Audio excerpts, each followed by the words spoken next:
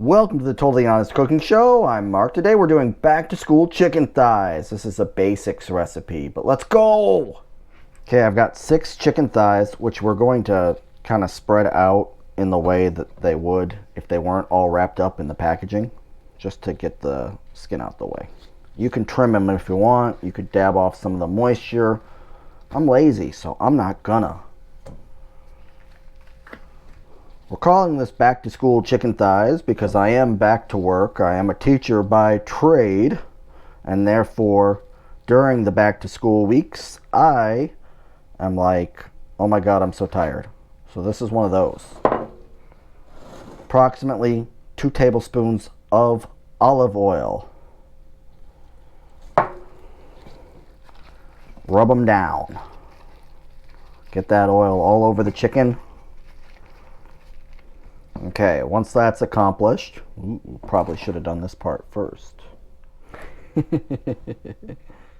Half a teaspoon garlic powder, half a teaspoon paprika, 3/4 a teaspoon kosher salt, 1/4 a teaspoon basil, 1/4 a teaspoon freshly ground black pepper. And we're gonna shake it all together, essentially. Once it's all done like that, throw it in.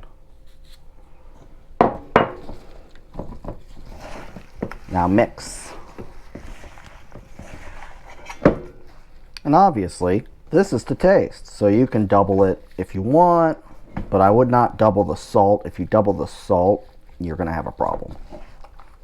We're gonna take one glove off and go hee hee hee. Over on my stove top, I've got this. It's been in the oven for about, I don't know, 10 minutes.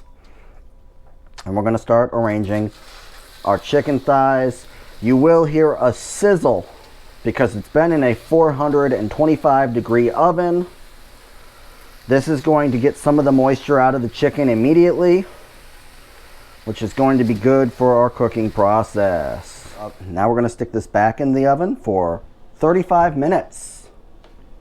And at 35 minutes you have some lovely looking chicken. Now these 3 are perfect. These 3 are either being shredded for lunches and salads, or you can stick them under the broiler until they crisp up like these other 3. I wouldn't mess with these 3 just because they're perfect. Now, this is sure to be delicious. I don't need to try this on camera, so that's what I have for you this week.